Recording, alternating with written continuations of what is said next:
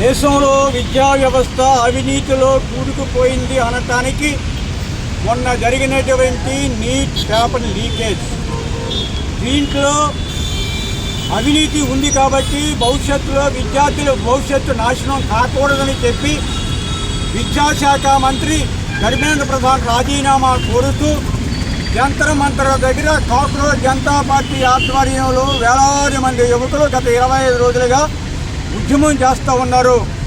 ఈ ఉద్యమంలో నేను సైతం అంటూ తన ప్రాణాలను సైతం లెక్క చేయకుండా ప్రముఖ శాస్త్రవేత్త, విద్యావేత్త, పర్యావరణవేత్త అయినటువంటి సోనం వాంగ్చుక్ గారు ఆమరణ నిరాహారదీక్ష పూనుకొని ఈ రోజుకి 20 రోజులైంది.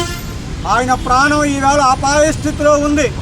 డాక్టర్లు హెచ్చరిస్తూ ఉన్నారు, సోనం మరణానికి కొన్ని గంటల దూరంలో మాత్రమే ఉన్నారు, వెంటనే రక్షణ చర్యలు తీసుకోవాలని చెప్పి. కానీ ప్రభుత్వం సైలెన్స్గా ఉంది.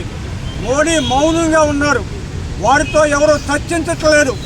సమస్య పరిష్కారం కోసం ఏ విధమైన ప్రత్యామ్నాయ మార్గాలు చూడట్లేదు.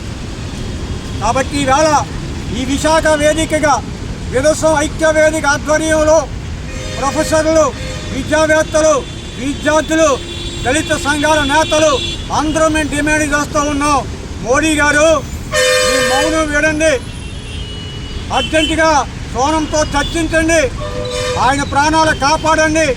ఈ విద్యా వ్యవస్థలో అవినీతి లేదు, ఉంటే అరికడతాం.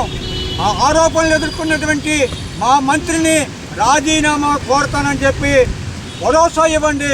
తద్వారా ఈ దేశ యువతకు, ఈ దేశ విద్యార్థి లోకానికి భరోసా ఇచ్చిన వాళ్ళు అవుతారని, ఆ దిశగా మోడీ గారి చర్యలు తీసుకోవాలని డిమాండ్ చేస్తూ మోడీ గారు మౌనం వీడాలని మరొకసారి తెలియజేస్తూ ఉన్నాం.